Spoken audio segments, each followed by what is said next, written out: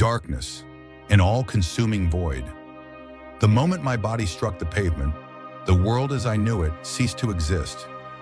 It had been a regular day, cloudy, a slight chill in the air, nothing unusual. I was crossing the street, my mind lost in the mundane worries of life, when the deafening screech of tires shattered the silence. Before I could react, an overwhelming force sent me airborne.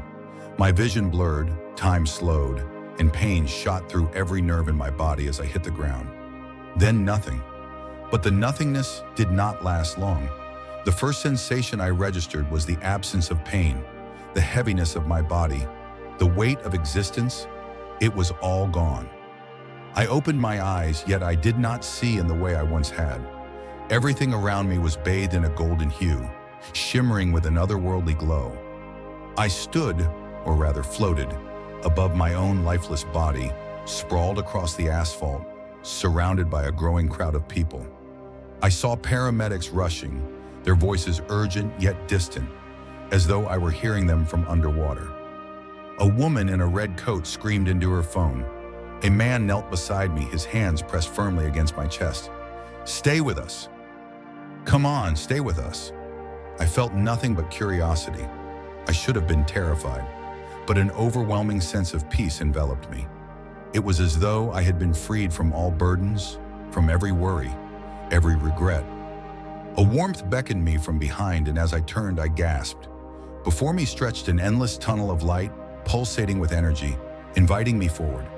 The brilliance was unlike anything I had ever seen, brighter than the sun, yet it did not blind. I felt an inexplicable pull, a magnetic force urging me toward its embrace. As I drifted closer, I heard voices, familiar, comforting, whispers of laughter, of conversations long past. Then figures emerged from the light. My grandmother, who had died when I was only a child, stood before me, her arms open wide. Tears welled in my eyes. "You have grown so much, my love," she said, her voice like music. "But it is not yet your time." Confusion gripped me. How could I leave this place? How could I return to that broken body on the ground? Then others appeared, friends, relatives, some I had never met yet somehow knew. They all smiled at me, radiating warmth and understanding. And then a presence unlike any other made itself known. It was vast, infinite, yet intimately familiar. It was everything and nothing, everywhere and nowhere.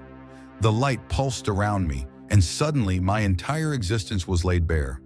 Every moment of my life, every joy, every mistake, I saw it all at once.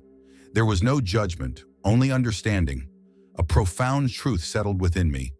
Love was the only thing that mattered. Love and kindness, the only currency of the universe. I wanted to stay. Oh, how desperately I wanted to stay. But then the scene shifted.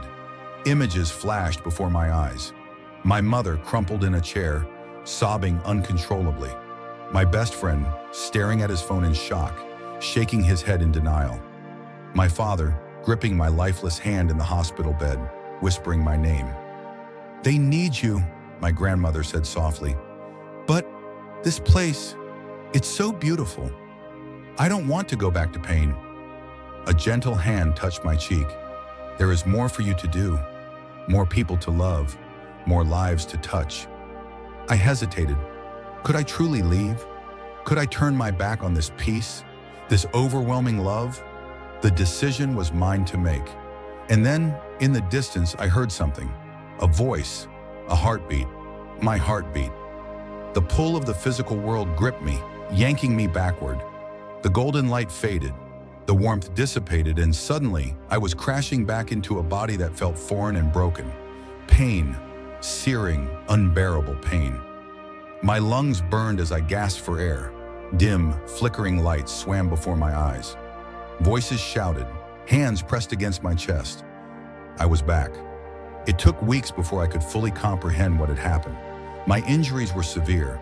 Broken ribs, a fractured leg, internal bleeding. But my soul was intact, forever changed. I had touched something beyond human understanding, seen the vastness of existence, and returned with a clarity I had never known. I no longer feared death. Not because it did not matter, but because I now understood it was only a doorway, a transition, not an end. And as I healed, I made a vow to live fully, to love fiercely, and to never take a single moment for granted.